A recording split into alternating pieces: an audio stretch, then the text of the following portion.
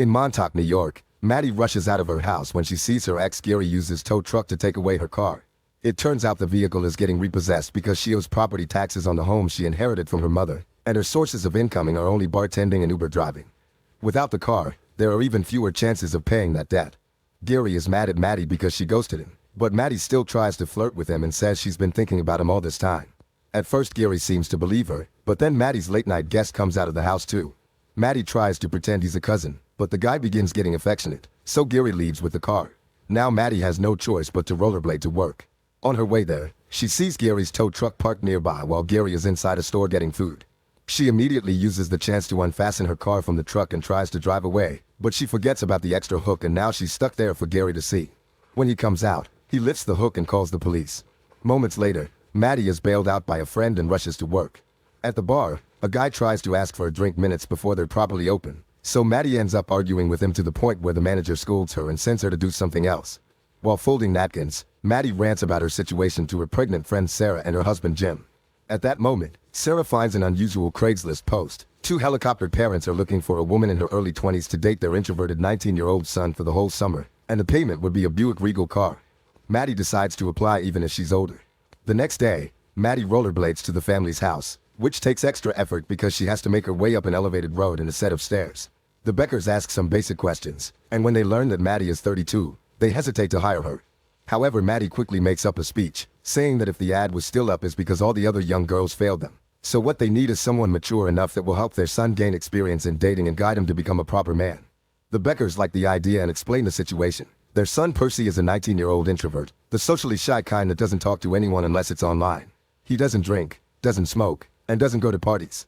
The parents are worried that he is missing out on the teenage experience, and they want him to have fun, learn how to date, and build up his confidence before he goes off to Princeton. Maddie gets the job, but before she leaves the parents tell her that Percy mustn't know the truth. She must keep it natural to make him feel better about himself. After borrowing Jim's old van, Maddie puts on a seductive dress and shows up at the animal shelter Percy volunteers at, where she specifically asks for his help while she pretends she wants to adopt a dog. Percy shows her a dog named Milo while Maddie keeps flirting and throwing lots of innuendo to no avail. Then they go to the office to fill out her application and Maddie has to drag a small couch to the desk to keep on flirting, but the couch is too low and she doesn't cause a good impression. She keeps on flirting while Percy asks her questions, which makes him uncomfortable. He decides to end the interview quickly, but Maddie needs an excuse to keep on talking to him and offers him a ride home because she knows his address. When Percy wonders how she knows that, Maddie states her mistake by saying it's on his bag. At that moment Percy's co-worker Crispin comes to see what's going on, and Percy takes the chance to say he's leaving early. Maddie follows him outside and finds him grabbing his bicycle, so she offers to give him a ride again and puts the bicycle in the back of the van to prove he can't say no. Once they're on the road, Maddie tries her best to carry on a proper conversation and makes a joke about Percy being her hostage. Between this and the creepy things in the back of the van, Percy is getting a little scared. When Maddie takes a different route, Percy tries to ask for help with his phone but Maddie takes it from him. Moments later, they arrive at Maddie's home and Percy assumes she's kidnapped him for real so he throws paper spray at her eyes. Crying out in pain, Maddie explains she just thinks he's really hot and that she had been trying to score with him. Percy can't believe it but he apologizes as he helps wash her eyes with a hose before they agree to meet again tomorrow for a proper date. The following evening, Maddie is waiting at a bar and sees Percy arrive wearing a suit with short pants because of the hot weather. The waitress asks for their order and Percy tries to get a soda, but Maddie changes it for a cocktail so he can learn to live a little. When their drinks arrive, Percy spits it out as soon as he takes a sip, and Maddie has to force him to drink more so he can learn to handle alcohol before college. She tries to keep up conversation again, but Percy is always shy and awkward. Suddenly they're uninterrupted by one of Maddie's ex-boyfriends, who brags about being married now and mocks Maddie for ghosting him. However, Maddie insults him with some good burns until he leaves. Afterward, Maddie and Percy go for a walk on the beach. Maddie asks Percy to go skinny dipping with him, but Percy refuses and an argument ensues. To distract him, Maddie starts undressing slowly to let him take a good look before she jumps into the water. Not wanting to be left behind, Percy soon joins her, and Maddie wraps her arms around him to try to get him in the mood. Suddenly a group of drunk teenagers appear on the beach and make fun of them before stealing their clothes. Maddie yells at them, and when the teens don't listen, she comes out of the water naked to throw sand at their faces and start beating them up. The teens defend themselves and Maddie gets kicked in her delicate area but she recovers quickly and body slams a guy, scaring the group into leaving. Then Maddie goes back to Percy, but he disapproves of Maddie's use of violence, which angers Maddie as she points out that it was self-defense and that Percy needs to learn how to stand up for himself. She also tries to get busy with him, but Percy explains he can't do it with strangers. He needs to have a connection first, especially for his first time. Annoyed and frustrated, Maddie leaves the water and dresses up before getting in the car, bringing Percy's things with her. A naked Percy follows her and demands to have his clothes and phone back, but Maddie only gives him his clothes before starting to back off. Desperate, a naked Percy jumps on the hood of her car and keeps asking for his phone, but Maddie doesn't care and begins driving with Percy still on the hood. When they make it to the road, their shenanigans get the attention of the cops, and Maddie worries about potentially losing her license. In order to lose the police, she dangerously drives past the incoming train. Afterward, the duo goes to Maddie's house, where she begins a dance for Percy. When Maddie asks Percy to hit her rear, he doesn't know how and ends up kicking her. Next, Maddie tries to dance on his lap, but Percy complains about the weight on his thigh, so Maddie switches their positions, moving him like a baby on her lap instead. Then Maddie asks again if he wants to get down to business, and when Percy begins explaining he wants to but he's too nervous because of his lack of experience, he suddenly begins feeling itchy. Maddie raises his shirt and discovers he's got a rash caused by his anxiety, but she doesn't judge. She immediately grabs some cream and helps him out. Feeling comforted, Percy opens up about how he dislikes being socially awkward because he's never made friends unless it's online or his former nanny. Maddie returns the favor and tells him how she's lived in this house her whole life to take care of her sick mom. Her dad wasn't around because he had a family in the city and her mother had only been a fling. After sharing such a sweet moment, they agree to start dating before getting intimate. The next few days, Maddie and Percy begin spending lots of time together. They walk Milo and other dogs from the shelter, play laser tag, and win lots of things at the arcade, where they tease a kid until they get kicked out. They have lots of fun together, and Percy starts becoming more comfortable around Maddie. At the arcade, he spent his tickets on a beer hat for her and also gets a finger trap that he tricks her into using with him. Maddie freaks out, but Percy is patient and teaches him how to get out of it. They start chatting and they learn more about each other, like the fact neither of them went to their proms. Maddie also tells him that she once wrote to her dad to ask why he wouldn't visit her, but the letter returned unopened. Having this vulnerable moment allows Percy to gather courage and finally kiss Maddie. Afterward, they go for a walk and bump into Percy's former nanny Jody, who turns out to be a middle-aged guy. Jody notices they want a frisbee at the arcade and throws it for Percy to go pick it up. Once Percy is far from them, Jody asks what Maddie's intentions are with Percy, accusing her of wanting the family's money. Maddie says she only wants to date Percy and shuts Jody up by implying he wants the same thing. When Percy returns, Jody and Maddie just pretend to get along for his sake. Sometime later, Maddie hears someone ring the bell at her house and finds a man she doesn't recognize. It turns out they went to school together, and the guy acts as if they were super close, but Maddie barely remembers him. Soon the truth comes out. The guy is there for the house, but Maddie still refuses to give it up and kicks the guy out, ignoring his legal threats. Later that night, Percy picks Maddie up in a limousine so they could go to a fancy dinner they've planned as a way to have their own prom. In the car, they even exchange flowers. Once they make it to the restaurant, they have a good time chatting and laughing. Percy shares that he didn't want anyone at school to notice him because if they didn't notice him, then they couldn't make fun of him. So Maddie comforts him by saying that they should see how great he really is. Then Maddie notices a piano and convinces a very nervous Percy to play it. He turns out to be quite good and he signs along to his playing, choosing She's a Man-Eater by Hall & Oates as a tribute to Maddie. The people in the restaurant love it and everyone claps while he returns to the table, where Maddie can't stop telling him how talented he is. Their chat is suddenly interrupted by Natalie, a family acquaintance that will also attend Princeton.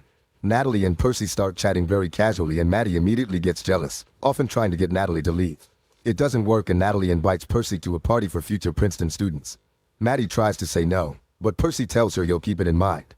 After Natalie leaves, Percy brings up the subject of his college plans and how they could see each other on the weekends, but Maddie explains she doesn't do long distance. For her, this is a summer fling that will end when Percy leaves.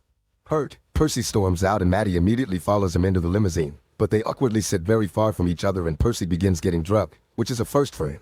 Suddenly Maddie notices they're going in a weird direction and Percy explains they're going to Natalie's party. It was Maddie who told him to hang out with school friends more, so if she doesn't want to attend, she shouldn't come. The limousine stops and Percy rushes into the party, dropping his flower in the way. After some hesitation, Maddie follows him inside only to lose him in the crowd. Maddie starts asking around for Percy, but all the youngsters judge her for being a grown woman trying to fit in with the teens, and whenever she responds rudely, they threaten with recording her for social media. Eventually 2 girls inform her that Percy went to a room with Natalie. Worried that Percy may be having his first time with someone else, Maddie rushes upstairs and begins checking every room, getting disappointed that the new generation wasn't doing the dirty. At last she finds a locked room and since nobody answers when she knocks, she runs and throws her full body against the door to break it down. Natalie and Percy are together and half undressed, but Natalie swears that nothing happened because Percy is drunk. He also confesses he took something. Maddie immediately takes Percy to the bathroom and forces him to throw up everything. But it turns out he only took medicine for his hangover, not anything illegal. At that moment the party host arrives with his parents, who begin arguing with Maddie because she's an adult in a teen party. Percy won't let anyone insult Maddie and tries to punch the father, but the guy dodges and he ends up punching Maddie on the neck instead. The couple leaves the party, and in the limo, Percy lies his head on Maddie's lap so she can comfort him while he apologizes for accidentally hitting her. Then he admits he's ready for her and takes out some protection. But while Maddie teaches him to open it, he suddenly confesses he loves her. Maddie feels uncomfortable and points out that Percy is drugged so they shouldn't do anything tonight. Percy can see her point and goes back to resting his head on her lap for the rest of the ride. The next day, Percy wakes up in such a good mood that his parents can't help commenting on it. Percy says he finally wants to get his own driving license so he can drive his girlfriend around, and his parents are incredibly happy to see him coming out of his shell. However, the happiness instantly disappears when Percy tells them he isn't going to Princeton because he wants to stay in Montauk with Maddie. The Beckers tell Percy to wait for them in the car, and once he's gone, they call Maddie, who informs them that she wants to cancel the deal because Percy is getting too attached. The parents agree and tell her that she still gets the car because she did bring Percy out of his shell, but the last thing she needs to do before breaking up is to convince him to go to Princeton. While Maddie accepts, Percy is fooling around with the technology in the car and accidentally connects to the phone, which causes him to hear the last bit of the conversation, and his heart breaks by learning Maddie had only been paid to be with him. After thinking about it, Percy invites Maddie to lunch without his parents' knowledge, and the Beckers are shocked when Maddie shows up at their door. During the meal, Percy tries to make his parents and Maddie have a conversation, pushing for questions that will reveal their secret, but Maddie and the Beckers try their best to play along. Suddenly, Percy gets a call and goes outside to meet with Crispin, who helps him destroy the Buick. It's a very sturdy car though, and not even hitting it with a rock works, so Percy drives it into the forest to crash it against a tree. Then the tree falls on top of the car, finishing the job. When he returns to the house, Percy goes straight to his room, so Maddie follows him to check on him. Percy tries to kiss her, but Maddie rejects him with the excuse his parents could hear them, so instead he tries to get the truth out of her. Maddie continues to lie, and to distract him from the subject, she agrees to get frisky with him, only for Percy to be done in seconds.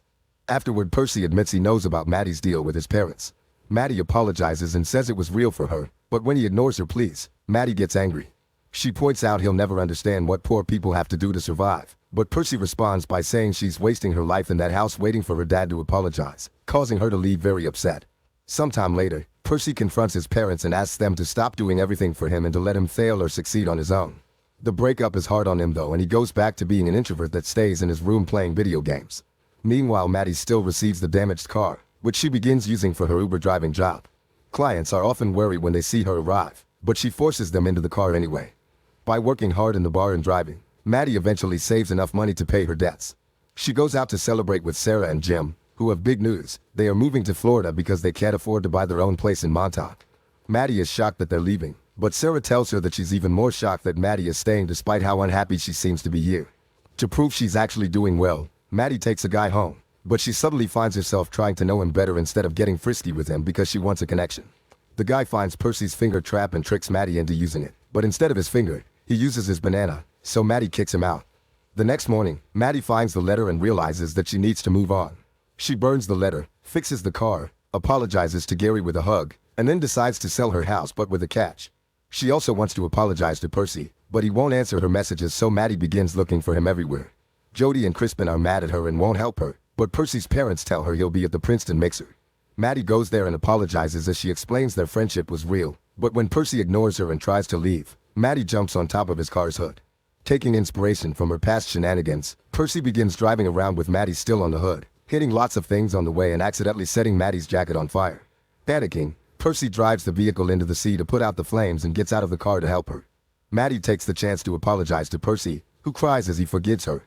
The duo stays on the beach and talks about their plans for the future. Percy is going to Princeton after all, and Maddie will be moving to California. Then they agree to stay friends. Sometime later, Maddie finally sells her house, but in a way that is going to Sarah and Jim so they don't have to move and can raise their child here. Percy says goodbye to his parents and leaves the house to find Maddie offering him a ride to Princeton on her way to California. She also reveals that she's adopted Milo, and the three of them get together in the car to start a new life. Make sure to subscribe and turn on notifications so you can watch more videos like this. Thanks for watching.